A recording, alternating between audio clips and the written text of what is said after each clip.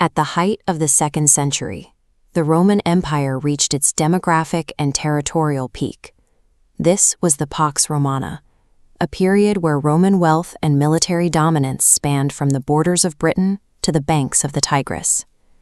The weight of this entire machine sat on the shoulders of Marcus Aurelius. He was a man who held absolute authority over millions, yet his personal letters describe a deep internal resistance to the opulent lifestyle of the imperial court. He didn't seek this power. He was a product of the 5 good emperors adoption system, which forcibly drafted him from a life of quiet philosophical study into the highest office in the world. It created a strange irony.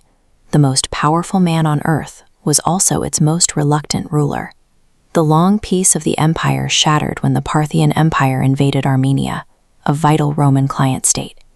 Marcus responded with a massive counteroffensive. His legions pushed deep into Mesopotamia, culminating in the fiery sack of the twin Parthian capitals, Seleucia and Ctesiphon. The victory was absolute, but the cost was hidden. As the legions marched home to celebrate their triumph, they carried a lethal, unknown disease back across the imperial borders. The very triumph that secured Rome's eastern border served as the catalyst for its greatest biological disaster. This map visualizes the Antonine Plague, likely smallpox, spreading along Roman trade routes and killing up to 10 million people. The demographic toll was staggering. With deaths outpacing births, the labor force evaporated, farms were abandoned, and tax revenue plummeted. To keep the state functioning, Marcus stripped the imperial treasury and took the unprecedented step of conscripting gladiators and enslaved people to fill the empty military ranks. While he managed the logistics of a fracturing state, he also dealt with an intimate catastrophe. Smallpox eventually claimed the lives of nearly all of his 13 children. He survived this period of extreme loss by writing to himself in a military tent. These private notes were an exercise in Stoicism, a way to process his grief through a lens of duty and reason. The pressures of high mortality and systemic instability forced Marcus to adopt a cold, calculating pragmatism, just to ensure the Roman state continued to function. Seeing the empire weakened by disease, Germanic and Sarmatian tribes seized the opportunity to breach the Danube River. Marcus directed these defensive wars from his headquarters at Carnuntum.